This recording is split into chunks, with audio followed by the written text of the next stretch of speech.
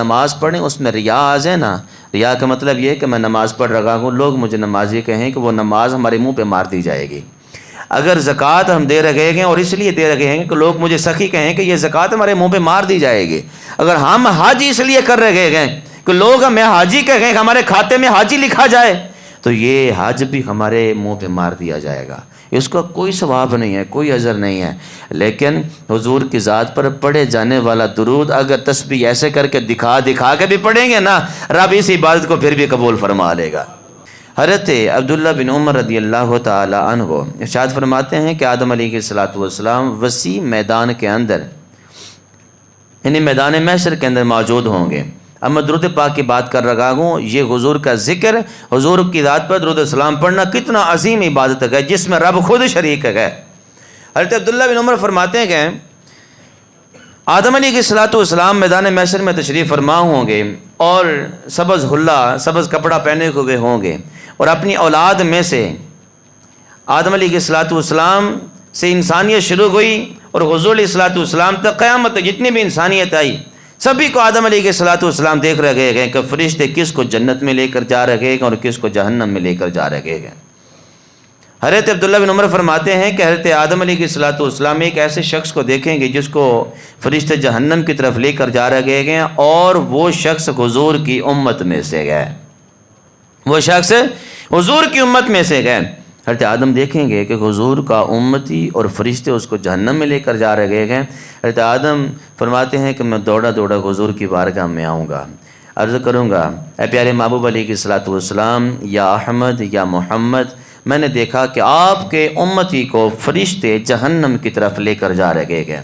اب یہاں پر حضور توقف نہیں فرمائیں گے، دیکھیے حضور محبت کتنی فرماتے ہیں اپنی امت سے، پیار کتنا کرتے ہیں اپنی امت سے، اور ذرا ہم بھی سوچیں کہ ہم حضور سے کتنا پیار کرتے ہیں۔ جس محبوب کا ہماری فکر ہے ہم اس محبوب سے کتنا پیار کرتے ہیں، اس محبوب سے کتنی لگن ہے ہمیں۔ حضور کو پتہ چلے گا کہ میرے امتی کو فرشتے جہنم کی طرف لے کر جا رہے ہیں، حضور پیچھے تیزی سے چلتے چلتے اپنے امتی کے پاس پہنچیں گے، فرشتوں سے کہیں گے کہ ٹھہر جاؤ، فرشتے کہیں گے نہیں، ہمیں رب کا حکم ہے کہ اسے جہنم میں ڈال دو، ہم فرما بردار ہیں، نافرمانی نہیں کر سکتے۔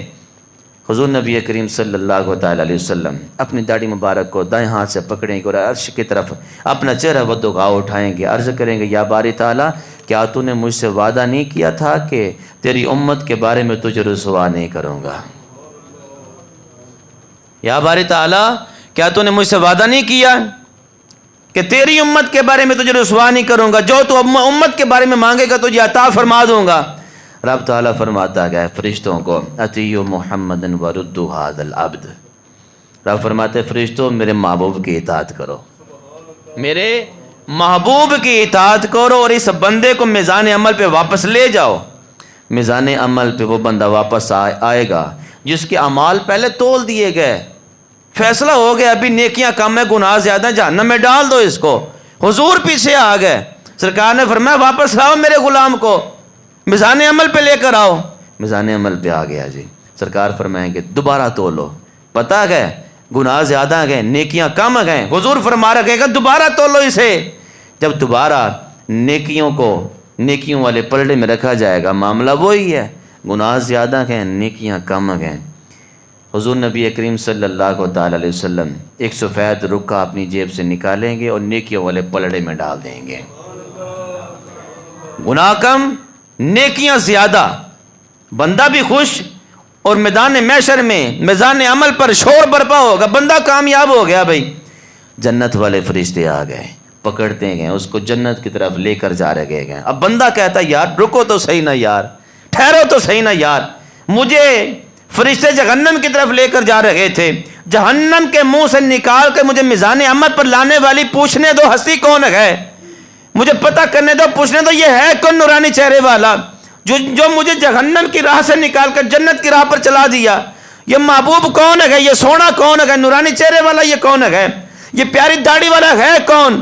فرشتے کہیں گے جا پوچھ لے یہ کون ہے۔ وہ بندہ آئے گا، آ کے عرض کرے گا اے نورانی چہرے والے، پیارے مکھڑے والے، سونی داڑھی والے، اچھے اخلاق والے، ذرا بتا تو صحیح نا जहन्नम की राह पर चल रहा था, मुझे जहन्नम की राह से रोक कर वापस बुला कर जन्नत की राह पे चला दिया। ज़रा तारफ़ तो करवाइए ना कि आप कौन हैं, आप कौन हैं। हुज़ूर नबी करीम सल्लल्लाहु तआला अलैहि वसल्लम इरशाद फरमाते हैं, अना नबिय्यु का मुहम्मदुन। सरकार फरमाते हैं कि मैं तेरा नबी मोहम्मद सल्लल्लाहु तआला अलैहि वसल्लम हूँ। वो गुलाम अर्ज़ करेगा, या रसूल अल्लाह, ये फिर माजरा क्या है, ये मामला क्या है? गुनाह मेरे ज़्यादा थे, नेकियां कम थीं, वापस आपने बुलाया और गुनाह कम पड़ गए, नेकियां ज़्यादा होगी, सिर्फ एक पर्ची से, एक पर्ची से। सरकार फरमाते हैं, वहाज़ी की सलातु कल्लती कुंता तुसल्लीहा अलैया वक़द वफ़तुका अहवज मा कुंता इलैहा। सरकार फरमाते हैं, ये पर्ची आम पर्ची नहीं थी, ये पर्ची वो पर्ची थी जब तेरी सांसों की माला चल रही थी। सांसों की माला चलते चलते तूने मेरी ज़ात पर एक मर्तबा खुलूस नियत से दुरूद सलाम पढ़ा था। उस दुरूद पाक को मैंने अपने पास संभाल के रख लिया। मुझे पता था कि कल क़यामत के दिहाड़े मेरे इस ग़ुलाम को परेशानी का सामना करना पड़ सकता है, तो वही परेशानी वाला मामला पेश आया, तो ये दुरूद पढ़ा हुआ मेरी ज़ात पर आज तेरी बिगड़ी बना गया है, आज तेरी बिगड़ी बना गया है।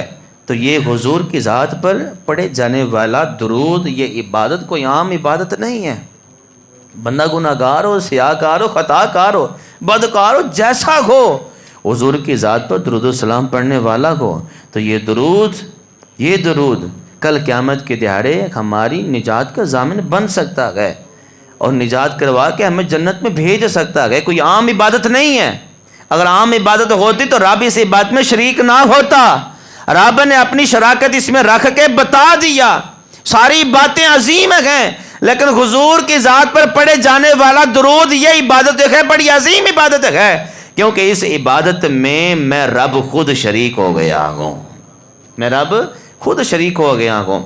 और इस इबादत की एक और बात भी करता जाऊँ, हम नमाज़ पढ़ें उसमें रियाज़ है ना, रिया का मतलब ये है कि मैं नमाज़ पढ़ रहा हूँ, लोग मुझे नमाजी कहें कि वो नमाज हमारे मुंह पे मार दी जाएगी।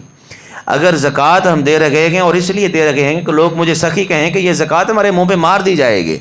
अगर हम हज इसलिए कर रहे हैं कि लोग हमें हाजी कहें, हमारे खाते में हाजी लिखा जाए, तो ये हज भी हमारे मुँह पे मार दिया जाएगा। इसका कोई सवाब नहीं है, कोई अजर नहीं है। लेकिन हुजूर की ज़ात पर पढ़े जाने वाला दुरूद अगर तस्बीह ऐसे करके दिखा दिखा के भी पढ़ेंगे ना, रब इस इबादत को फिर भी कबूल फरमा लेगा। लोगों को दिखा दिखा कर भी पढ़ेंगे कि हुजूर की ज़ात पर दुरूद पढ़ रहा हूँ, ये शान है हुजूर की ज़ात पर दुरूद पढ़ने की। अगर ये दुरूद तस्बीह ऐसे करके हाथ बुलंद करके भी पढ़ेंगे कि हुजूर की ज़ात पर मैं दुरूद पढ़ रहा हूँ, तो ये दुरूद रब फिर भी कबूल फरमा लेगा, क्योंकि इस इबादत की निस्बत किसी और से नहीं, हुजूर के यार, रब के यार से है। इस इबादत की निस्बत किसी और से नहीं है, रब के यार से निस्बत है, रब के महबूब से निस्बत है।